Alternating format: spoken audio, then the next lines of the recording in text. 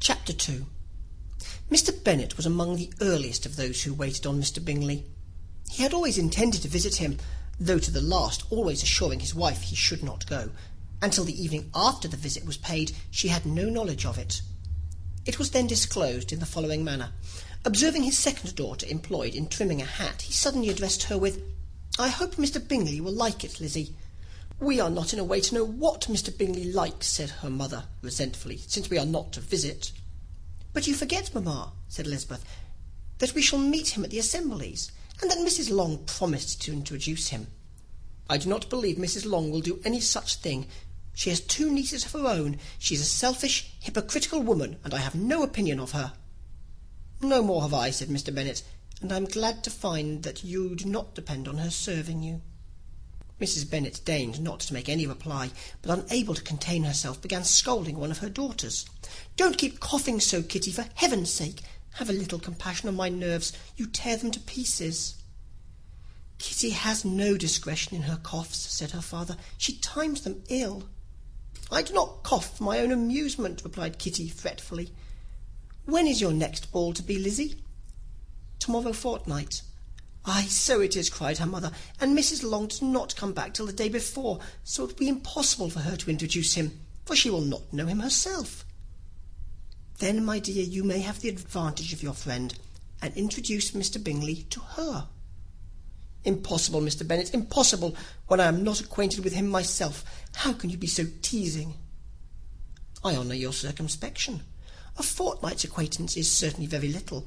One cannot know what a man really is by the end of a fortnight. But if we do not venture, somebody else will, and after all, Mrs. Long and her daughters must stand their chance.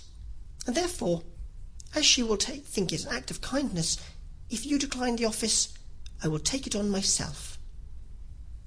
The girls stared at their father. Mrs. Bennet said only, "Nonsense, nonsense." "What can be the meaning of that emphatic exclamation?" cried he. "Do you consider the forms of introduction and the stress that is laid on them as nonsense? I cannot quite agree with you there. What say you, Mary? For you are a young lady of deep reflection, I know, and read great books and make extracts." Mary wished to say something sensible, but knew not how. "While Mary is adjusting her ideas," he continued, "let us return to Mr. Bingley."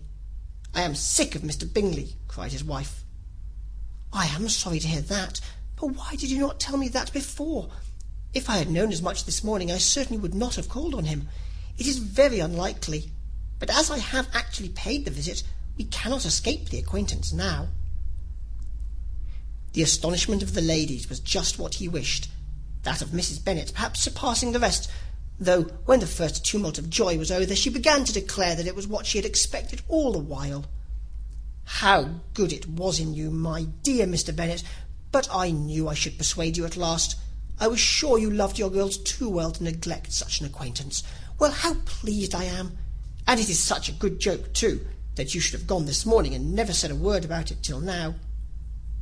"Now, Kitty, you may cough as much as you choose," said Mr. Bennet, and as he spoke he left the room, fatigued with the raptures of his wife.